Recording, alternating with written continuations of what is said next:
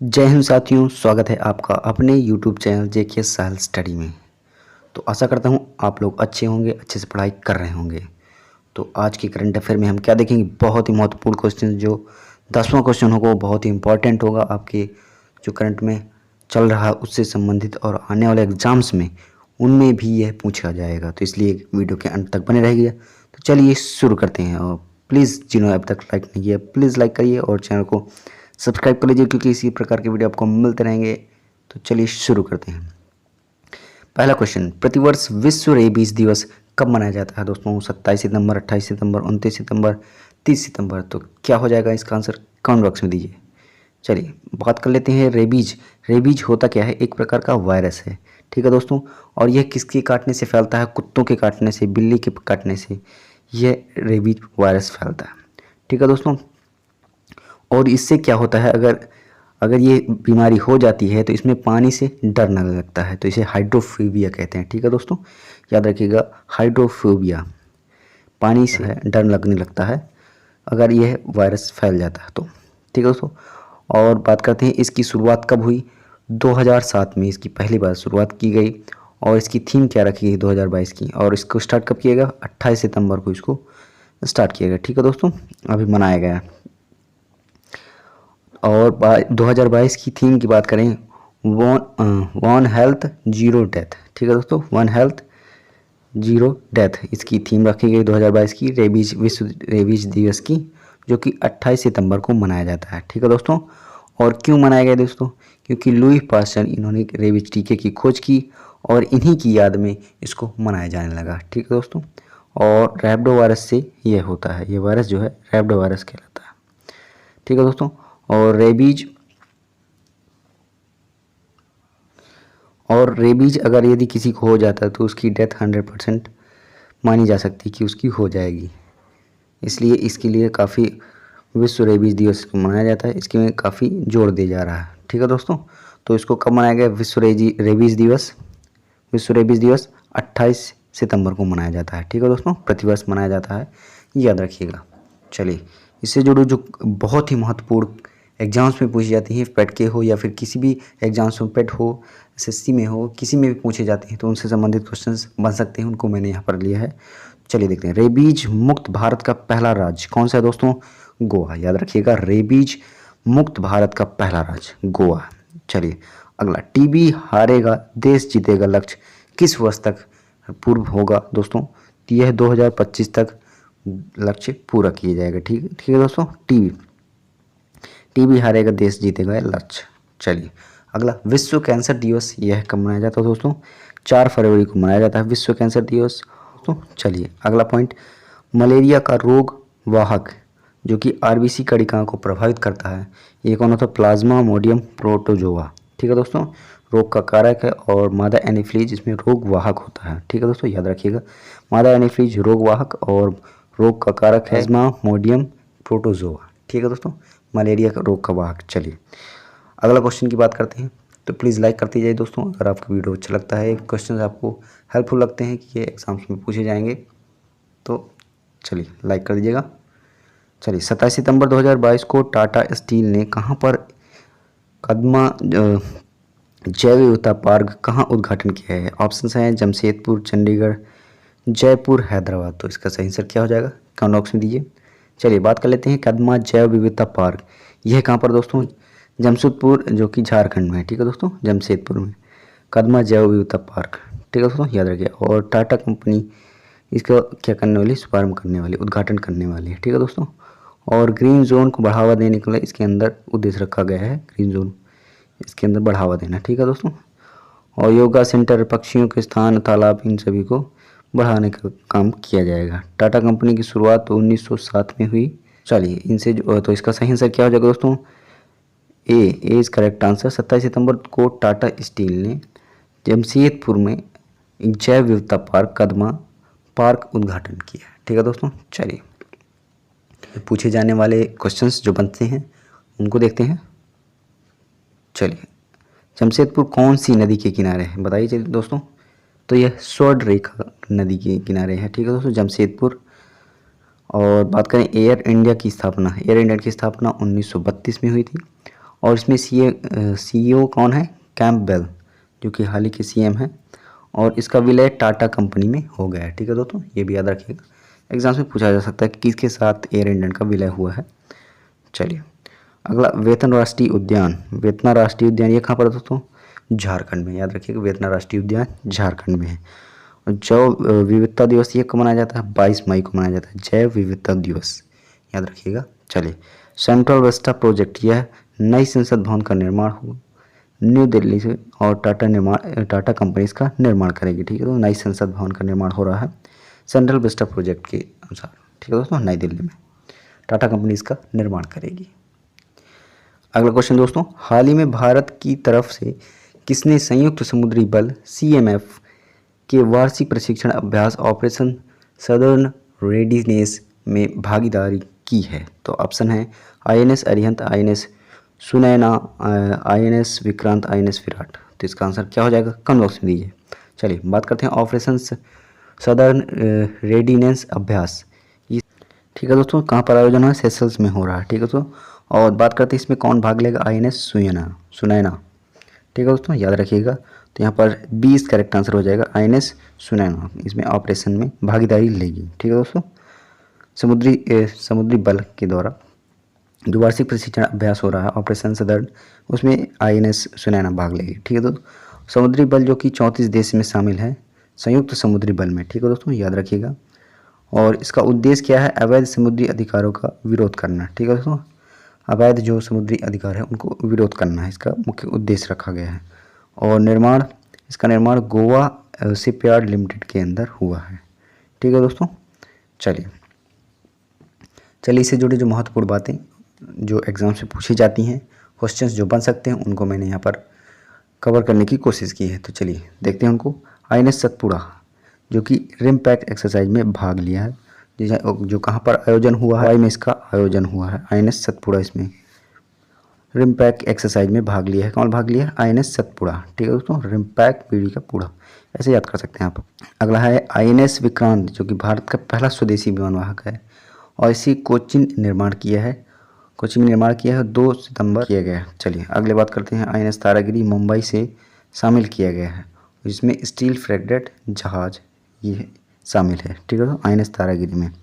चलिए अगला point, INS तलवार ऑपरेशन संकल्प लॉन्च किया है, और जो कि खाड़ी देशों में भारत के जहाज़ों की सुरक्षा करने के लिए इसका उद्देश्य रखा गया है। चलिए अगला पॉइंट, हाल ही में ब्राज़ील में तिरंगा किस जहाज़ ने फहराया? ब्राज़ील में हमारा भारतीय तिरंगा 15 अगस्त को फहराया था INS तरकस ने फहराया था, जो कहाँ पर? ब्राज़ील में तिरंगा फहराया था। ठीक है दोस्तों, अगला पॉइंट, हाल ही में INS रिटायर हुआ है। कौन सा INS अजय। ठीक है दोस्तों, याद रखिएगा, INS रिटायर हो गया है। अगला पॉइंट है, प्रेसिडेंस कलर अवार्ड किसे मिला है? INS बलशूरा। याद रखिएगा, INS बलशूरा को प्रेसिडेंस कलर अवार्ड मिला है, याद रखिएगा। चलिए अगला क्वेश्चन, प्लीज़ लाइक करते जाइए दोस्तों। अगला है, 28 सितंबर 2022 को कहाँ पर लता मंगेशकर चौक का उद्घाटन किया गया है? ऑप्शन है नई दिल्ली, मुंबई, अयोध्या, इंदौर। तो ऑप्शन क्या सही हो जाएगा? कमेंट बॉक्स में दीजिए। चलिए बात करते हैं लता मंगेशकर चौक, जो कि यूपी के अयोध्या में किया गया है। नया चौक के नाम से भी इसे जाना जाता है, लता मंगेशकर चौक। अब नया चौक जो होता है उसका नाम लता मंगेशकर चौक रख दिया गया है। ठीक है दोस्तों, 93वीं जयंती की उपलक्ष्य में इसे मनाया गया है। ठीक है दोस्तों, याद रखिएगा कौन सी जयंती? 93वीं जयंती होगी। यहाँ पर एक वीणा प्रतिमा भी स्थापित की गई है, याद रखिएगा। तो इसका सही आंसर क्या हो जाएगा? यूपी के अयोध्या में 28 सितंबर को लता मंगेशकर चौक का उद्घाटन किया गया है, याद रखिएगा। चलिए बात कर लेते हैं लता मंगेशकर जी को। ये इनका जन्म स्थान कहाँ पर? इंदौर मध्य प्रदेश में, जिन्हें स्वर की कोकिला भी कहा जाता था, और इनका निधन हो चुका है। और इन्हें क्या मिला है? भारत रत्न 2001 दिया गया है, और फ्रांस दिया गया है। फ्रांस का जो पुरस्कार होता है वो भी द लीजर ऑफ ऑनर। ठीक है दोस्तों, याद रखिएगा। अगला पॉइंट है दोस्तों, राष्ट्रीय जल पुरस्कार में पहले स्थान पर यूपी है, और दूसरे स्थान पर राजस्थान है, याद रखिएगा। चलिए अगला, काकोरी ट्रेन डकैती, इसका नया नाम क्या रख दिया गया है? Kakori train action. ठीक है दोस्तों, ये कब हुआ था? 9 अगस्त 1925 में हुआ था। ठीक है दोस्तों, चलिए, और कहाँ पर हुआ था? लखनऊ में हुआ था। चलिए, पैरा बैडमिंटन अकादमी, ये कहाँ पर दोस्तों? लखनऊ में स्थापित की गई है, और ब्रह्मोस विनिर्माण केंद्र भी लखनऊ में है, ये भी याद रखिएगा। तो पैरा बैडमिंटन अकादमी लखनऊ में है। ठीक है दोस्तों। चौरी चौरा यह 1920 में हुई, 1920 में हुई, फरवरी 1922 तक हुई, गोरखपुर उत्तर प्रदेश में। ठीक है दोस्तों। चौरी चौरा घटना 1920 से 1922 तक हुई। चलिए, गुड नाइट डेजर्ट सफारी ये लखनऊ में हुआ, जो कि सिंगापुर के आधार पर इसका नाम रखा गया है। ठीक है दोस्तों। चलिए, अमृत सरोवर ये कहाँ पर दोस्तों? अमृत सरोवर जो कि रामपुर उत्तर प्रदेश में है, ये याद रखिएगा। चलिए, 5वां क्वेश्चन देखते हैं। करंट अफेयर का काफ़ी इंपॉर्टेंट क्वेश्चन हैं, उनको आप याद कर लीजिएगा। चलिए, सितंबर 2022 में सऊदी अरब का नया प्रधानमंत्री किसे बनाया गया है? और ऑप्शंस हैं सलमान बिन अब्दुल अजीज़, मोहम्मद बिन सलमान, प्रिंस खालिद, सलमान खान। तो इसका आंसर क्या हो जाएगा? कमेंट बॉक्स में दीजिए। चलिए, बात कर लेते हैं सऊदी अरब। सलमान बिन अब्दुल अजीज़ ये पहले के प्रधानमंत्री थे। अब नए पीएम कौन बनाएगा? उन्हीं के बेटे हैं जो मोहम्मद बिन सलमान हैं, उनको नया प्रधानमंत्री बनाया जाएगा सऊदी अरब का। ठीक है दोस्तों। सऊदी अरब एकमात्र ऐसा देश है दोस्तों कि लाल सागर और उसमें फ़ारस की खाड़ी है। ठीक है दोस्तों, याद रखिएगा। 2 प्रकार, लाल सागर और फ़ारस की खाड़ी भी आज सऊदी अरब में है। और बात करें यहाँ की राजधानी क्या है? रियाद, याद रखिएगा। और मक्का दीना जो कि हज की यात्रा के लिए प्रसिद्ध है, ये भी सऊदी अरब में ही है। ठीक है दोस्तों, याद रखिएगा। रब अल खाली मरुस्थल ये भी स्थित कहाँ पर है? सऊदी अरब में ही है, रब अल खाली मरुस्थल, याद रखिएगा। ये भी पूछ सकता है एग्जाम्स में। अल नहफूद मरुस्थल ये भी कहाँ है? वहीं सऊदी अरब में ही है। तो इसका करंट पर्सन क्या हो जाएगा? नए प्रिंस जो कि बनाए गए हैं प्रधानमंत्री सऊदी अरब के, जो कि 20 करेक्ट आंसर मोहम्मद बिन सलमान। ठीक है दोस्तों, याद रखिएगा। चलिए, इससे जो महत्वपूर्ण जो क्वेश्चंस बन सकते हैं इनसे संबंधित, चलिए उनको देखते हैं। ब्रिटेन की नई पीएम, उनको बात कर लेते हैं। तो लिज ट्रेस कौन है? ब्रिटेन की नई पीएम लिज ट्रेस है, याद रखिएगा। चलिए, इन्हीं की और गृह मंत्री कौन है यहाँ के? Suella Braverman. कौन है? ब्रिटेन की जो गृह मंत्री हैं सुएला ब्रेमन। चलिए, जापान के पूर्व पीएम जो जिनकी हाल ही में मृत्यु हो गई है, शिंजो अबे, गोली मार कर हत्या कर दी गई, शिंजो अबे। ठीक है दोस्तों। और इनको पद्म विभूषण की भारत का सम्मान दिया गया 2021 में, और 2022 में नेताजी अवार्ड दिए गए हैं, याद रखिएगा। चलिए, जापान के नए पीएम कौन है दोस्तों? फुमियो किशिदा जापान के नए प्राइम मिनिस्टर हैं, याद रखिएगा। चलिए, जर्मनी के नए पीएम की बात कर लेते हैं। कौन चांसलर हैं? ओलाफ सोल्ज, याद रखिएगा। और इसके पहले कौन थी? एंजेला मर्केल, याद रखिएगा। इनके स्थान पर ओलाफ सोल्ज आए हैं नए जर्मनी के चांसलर, याद रखिएगा। चलिए, इनको बनाया जाएगा ओलाफ सोल्ज को नए चांसलर। ठीक है दोस्तों। चलिए, इटली की नए पीएम कौन है दोस्तों? जॉर्जिया मेलोनी, याद रखिए। जॉर्जिया मेलोनी पहली इटली की प्राइम मिनिस्टर है। ठीक है दोस्तों, याद रखिएगा। श्रीलंका के प्रेसिडेंट कौन है? रनिल विक्रम, याद रखिएगा। रनिल विक्रमसिंघे जो कि श्रीलंका के नए राष्ट्रपति प्रेसिडेंट हैं। और श्रीलंका की प्रधानमंत्री की बात करें, दिनेश गुरुवर्धने हैं, याद रखिएगा। चलिए, 6वां क्वेश्चन दोस्तों। 28 सितंबर 2022 को भारत सरकार ने किसे chief of the defence CDS के रूप में नियुक्त किया है? तो ऑप्शन है lieutenant general Manoj Pande, lieutenant general BS Raju, lieutenant general Anil Puri, lieutenant general Anil Chauhan. तो इसका आंसर क्या करेक्ट हो जाएगा? कमेंट बॉक्स में दीजिए। चलिए, बात कर लेते हैं पहले CDS chief defence of service के अध्यक्ष। ये कौन थे? पहले जनरल विपिन रावत, जिनकी हाल ही में मृत्यु हो गई है, हेलीकॉप्टर क्रैश हो गया था इनका। कहाँ पर? तमिलनाडु के कन्नूर में। ठीक है दोस्तों। और बात करें CDS का फुल फॉर्म क्या होता है? Full form chief defence of service. ठीक है दोस्तों, ये याद रखिएगा, ये भी पूछ सकता है। और बात करें जो अभी जो बनाए गए हैं, कौन बनाए गए? Second chief defence of service के जनरल कौन है? लेफ्टिनेंट जनरल अनिल चौहान, याद रखिएगा। इनको 28 सितंबर 2022 में भारत सरकार के द्वारा नियुक्त किया गया है नए चीफ डिफेंस ऑफ सर्विस की अध्यक्ष नियुक्त। ठीक है दोस्तों। तो कौन है? डी इज करेक्ट आंसर हो जाएगा यहाँ पर, sorry, lieutenant general Anil Chauhan, इनको CDS का नए प्रमुख बनाया गया है। चलिए, अगला पॉइंट। वर्तमान में नौसेना प्रमुख कौन है दोस्तों? R हरिकुमार, याद रखिएगा। वर्तमान में नौसेना प्रमुख कौन है? R हरिकुमार। और बात करें नौसेना दिवस, 4 दिसंबर को मनाया जाता है, याद रखिएगा। 4 दिसंबर को नौसेना दिवस मनाया जाता है। चलिए अगला पॉइंट, नौसेना का नया पताका कहाँ पर दोस्तों, कोच्चि में है, कोच्चि से घोषित है, ठीक है दोस्तों, जो कि छत्रपति शिवाजी से प्रेरित होकर उनको बनाया गया, नौसेना का नया पताका बनाया गया, ठीक है दोस्तों। वर्तमान में वायुसेना प्रमुख कौन है दोस्तों, वी चौधरी, ठीक है दोस्तों। वर्तमान में वायुसेना से कैसे याद कर सकते हैं, वी से वायुसेना, वी से चौधरी, ठीक है दोस्तों, याद रखिएगा। वर्तमान में वायुसेना प्रमुख हैं। वायुसेना दिवस कब मनाया जाता है दोस्तों, 8 अक्टूबर को वायुसेना दिवस मनाया जाता है, 8 अक्टूबर को, याद रखिएगा। चलिए, थल सेना प्रमुख मनोज पांडे जी हैं, ठीक है दोस्तों, याद रखिएगा, थल सेना प्रमुख। और जनरल की उपाधि भी नेपाल ने इनको हाल ही में दी है, ठीक है दोस्तों, जनरल की उपाधि नेपाल ने दी है इनको, मनोज पांडे को, थल सेना के प्रमुख जो हैं, ठीक है दोस्तों। चलिए अगला क्वेश्चन की बात करते हैं, 7वां क्वेश्चन।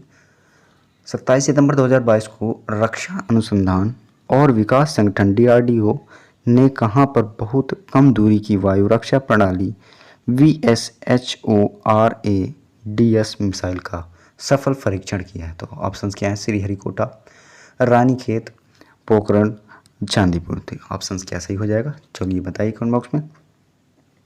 चलिए बात कर लेते हैं VSHORASDS, ये क्या होता है, इसका फुल फॉर्म क्या होता है, very short range air defence system, मतलब बहुत कम दूरी की वायु रक्षा प्रणाली है एक प्रकार की, ठीक है दोस्तों। इसके द्वारा बनाया गया, DRDO के द्वारा इसको स्थापित किया गया, बनाया गया है, ठीक है दोस्तों। और कहाँ से, चांदीपुरम उड़ीसा से, ठीक है दोस्तों, इसका सफल परीक्षण किया गया है चांदीपुरम उड़ीसा से, ठीक है दोस्तों, ये याद रखिएगा। और पोर्टेबल क्या है, मूविंग इसका पोर्टेबल है, और कम ऊंचाई से इसमें अटैक कर सकता है, रक्षा कर सकता है, डिफेंस कर सकता है, ठीक है दोस्तों।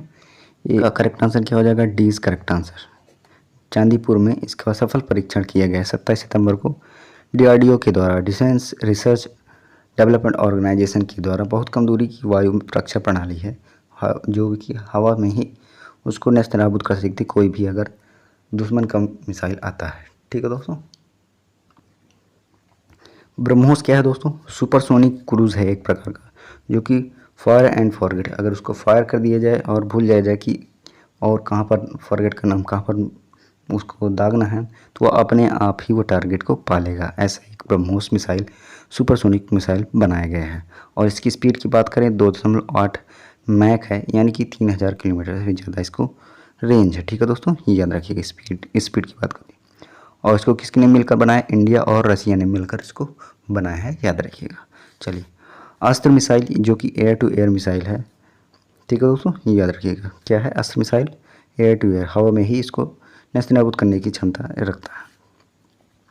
DRDO की स्थापना की बात कर लेते हैं, 1 जनवरी 1958, याद रखिएगा, DRDO की स्थापना 1 जनवरी 1958 में हुई थी। और इसके हेड कौन है वर्तमान में, समीर कामत, याद रखिएगा, समीर कामत इसके DRDO के अध्यक्ष हैं। और इसका ध्येय वाक्य क्या है, वलस्य मूलम विज्ञानम, याद रखिएगा, वलस्य मूलम विज्ञानम इसका ध्येय वाक्य है। चलिए 8वां क्वेश्चन देखते हैं। तो प्लीज़ लाइक करते जाइए दोस्तों, अगर आपको क्वेश्चंस हेल्पफुल लगते हैं कि एग्जाम्स में पूछे जाएंगे, ठीक है दोस्तों। चलिए, हाल ही में कौन सा राज्य जनजाति का विश्व कोश जारी करने वाला पहला राज्य बन गया है। ऑप्शन क्या है, उड़ीसा, झारखंड, छत्तीसगढ़, राजस्थान। सही आंसर क्या हो जाएगा, कमेंट बॉक्स में दीजिए। चलिए, जनजाति की विशेष विश्व कोश क्या है दोस्तों, इंसाइक्लोपीडिया ऑफ ट्राइब्स, मतलब जो जनजाति है, संस्कृति, उनके रहन सहन, खान पान, वेशभूषा, उनसे संबंधित है, विश्व कोश जारी कर रहा है, जो कि उड़ीसा जारी कर रहा है, ठीक है दोस्तों। इनके द्वारा लॉन्च किया गया है, नवीन पटनायक जो CM है उड़ीसा के, उनके द्वारा यह विश्व कोश जारी किया जाता है। उनकी जानकारी के लिए, जनजातियों की संस्कृति कैसी है, रहन सहन क्या, खान पान है, उनकी सभी जानकारी के लिए इसका क्या किया गया, विश्व कोश जारी करने वाला पहला राज्य बन गया है। तो ये करेक्ट आंसर हो जाएगा यहाँ पर उड़ीसा, ठीक है दोस्तों। कौन सा राज्य, उड़ीसा के द्वारा जनजातियों को विश्व कोश जारी किया, ठीक है दोस्तों। चलिए, PVTG क्या है दोस्तों, विशेष रूप से एक सुभेद जनजाति, ठीक है दोस्तों, ठीक है दोस्तों। और इसमें बताना है आपको कितनी जनजातियां हैं, इसको आप कमेंट बॉक्स में बताइएगा। चलिए, हेमकोश ये कहाँ का दोस्तों, असम में इसको स्थापित किया हेमकोश, याद रखिएगा। National commission for scheduled tribe, जो कि 89वां संविधान संशोधन है, कौन सा, जिसमें किस में रखा गया, 38A में रखा गया है। 89वां संविधान संशोधन के द्वारा national commission for scheduled tribe को रखा गया। चलिए बात करते हैं अगला पॉइंट, जारवा। जारवा और सेटली जनजाति कहाँ पाई जाती है दोस्तों? अंडमान निकोबार द्वीप समूह में पाई जाती है। ठीक है दोस्तों, याद रखिएगा। जारवा की जो कि जनजाति बची 200 के लगभग पूरे देश में जारवा की जनजाति बची हुई है, तो इनको संरक्षण करना भी एक उद्देश्य रखा जाएगा। ठीक है दोस्तों। एस्कीमो, एस्कीमो जो कि टुंड्रा प्रदेशों में है, एस्कीमो एक प्रकार की ये भी जनजाति ही है। ठीक है दोस्तों, याद रखिएगा। और जो पहाड़ों में रहती है, ठंडे प्रदेशों में रहती है और इग्लू बनाकर ये रहते हैं, उसमें ये एस्कीमो की जनजाति है, एक प्रकार की टुंड्रा प्रदेशों में रहती है, याद रखिएगा। अगला क्वेश्चन दोस्तों, रानीपुर वन्यजीव अभ्यारण्य किस राज्य में स्थित है? ऑप्शन है सिक्किम, बिहार, मध्य प्रदेश, उत्तर प्रदेश। सही आंसर क्या हो जाएगा? कमेंट बॉक्स में दीजिए। चलिए बात कर लेते हैं रानीपुर राज्य वन्यजीव अभ्यारण्य। यह बुंदेलखंड क्षेत्र में है। ठीक है दोस्तों, कहाँ पर है? बुंदेलखंड क्षेत्र में है, जो कि उत्तर प्रदेश में है, याद रखिएगा। टाइगर रिजर्व इसको बनाने की घोषणा की गई है। ठीक है दोस्तों, अभी सूची में रखी गई, टाइगर रिजर्व इसको बनाया जाएगा, रानीपुर वन्यजीव अभ्यारण्य को। और ये कौन से एक्ट पर इसको वन्यजीव संरक्षण रखा गया? एक्ट 1972 में है, 1972 एक्ट के अनुसार इसे वन्यजीव संरक्षण केंद्र रखा गया। ठीक है दोस्तों, तो इसका सही आंसर हो जाएगा डी इज करेक्ट आंसर। ठीक है दोस्तों, रानीपुर वन्यजीव अभ्यारण्य उत्तर प्रदेश से संबंधित है, स्थित है वहाँ पर। ठीक है दोस्तों, चलिए परीक्षा में पूछे जाने कुछ क्वेश्चन महत्वपूर्ण उनको देखते हैं।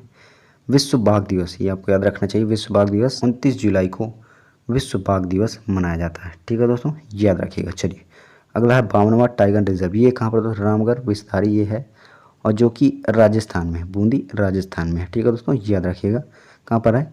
राजस्थान में रामगढ़ विस्तारी 52वां टाइगर रिजर्व है, याद रखिएगा। और 53वां जो कि नया है गुरु घासीदास, याद रखिएगा। 53वां है टाइगर रिजर्व जो कि छत्तीसगढ़ में है, याद रखिएगा, गुरु घासीदास। चलिए अगला टाइगर प्रोजेक्ट, यह है कब चलाया गया दोस्तों? 1973 में चलाया गया, याद रखिएगा। टाइगर रिजर्व प्रोजेक्ट जो कि 1973 में इसको चलाया गया था। टाइगर स्टेट किसे कहते हैं दोस्तों? मध्य प्रदेश को कहा जाता है टाइगर स्टेट। ठीक है दोस्तों, चलिए अगला टाइगर देशों का सम्मेलन कहाँ पर हुआ दोस्तों? टाइगर देशों व्लादिवोस्टोक जो कि रसिया में। ठीक है दोस्तों, वहाँ पर इसका सम्मेलन हुआ है। और टाइगर मैन किसे कहते हैं? कैलाश। ठीक है दोस्तों, टाइगर मैन कैलाश को कहते हैं। अगला क्वेश्चन जो कि काफ़ी इंपॉर्टेंट है, करंट में हाल ही में जो चर्चा में रहा है, ऑपरेशन ऑक्टोपस, उससे संबंधित है। हाल ही में चर्चा में रहा ऑक्टोपस ऑपरेशन किससे संबंधित है? ऑप्शन है ईडी और एनआईए, और दूसरा ऑप्शन है एनजीटी, सीबीआई, सीडीआई। किससे संबंधित है? चलिए आंसर दीजिए कमेंट बॉक्स में। चलिए ईडी की बात कर लेते पहले। ईडी क्या है? ईडी है प्रवर्तक निदेशालय, जिसे इन्फोर्समेंट डायरेक्टरेट भी कहते हैं। और इसकी स्थापना की बात करें 1 मई 1956 में हुई थी, याद रखिएगा। 1956 में इसकी स्थापना हुई ईडी की, प्रवर्तक निदेशालय की। इसके द्वारा फॉरेन जो एक्सचेंज मैनेजमेंट है एक्ट 1999 के तहत इसकी स्थापना की गई थी। और इसका मुख्य उद्देश्य क्या है? विदेशी धन जो है बिना टैक्स के भारत में ना पाए, इसलिए इसका उद्देश्य रखा गया है, इसको स्थापना करने का मुख्य उद्देश्य रखा गया। और मनी लॉन्चिंग एक्ट 2002 के तहत इसको शक्ति मिली है। ठीक है दोस्तों, याद रखिएगा। शक्ति इसको कब मिली? Preserve of money laundering act 2003। ठीक है दोस्तों, इसके तहत इसको शक्ति मिली। और कहाँ पर इसका मुख्यालय कहाँ पर दोस्तों? नई दिल्ली में, याद रखिएगा। ऑपरेशन एक्ट ईडी और एनआईए के द्वारा चलाया जाता है। ठीक है दोस्तों, याद रखिए। तो ए इज करेक्ट आंसर इसका हो जाएगा। क्यों चलाया गया? क्योंकि जो कि पीएफआई है, पॉपुलर फ्रंट ऑफ इंडिया है, जो कि चरमपंथी इस्लाम गठबंधन से संबंध रखते हैं, उनको एक बैन करने की घोषणा की गई है, इससे संबंधित है। ठीक है दोस्तों, याद रखिए ऑपरेशन ऑक्टोपस। और बात कर लेते हैं एनआईए की। एनआईए क्या है दोस्तों? National investigation agency. ठीक है दोस्तों, याद रखिएगा। बात कर लेते हैं इसकी स्थापना एनआईए की 2009 में होती है, जो कि होम मिनिस्टर इसकी स्थापना करते हैं। इसका मुख्य उद्देश्य आतंकवाद को रोकना ही इसका मुख्य उद्देश्य है। और इसके हेड कौन है?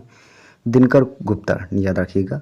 एनआईए के हेड दिनकर गुप्ता हैं। और ऑक्टोपस क्यों चलाया गया उसके बारे में बात कर लेते हैं। ऑक्टोपस ऑपरेशन पीएफआई जो कि पॉपुलर फ्रंट ऑफ इंडिया है, उसमें आतंकवाद है, इस्लामिक गठबंधन इसमें संगठन से संबंध रखता है, इसी के लिए इसको बैन कर दिया गया है। ठीक है दोस्तों, कब बैन करिए? 27 सितंबर को।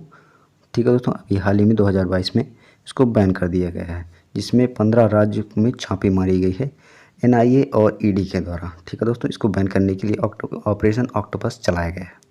ठीक है दोस्तों, ये रहा आज का करंट अफेयर। तो आशा करता हूँ आज का वीडियो आपको अच्छा लगा हो तो लाइक करिएगा, कमेंट करिएगा, और कोई भी डाउट हो तो कमेंट जरूर बताइएगा। तो मिलते हैं अगले वीडियो पर। Thanks for watching. जय हिंद, वंदे मातरम।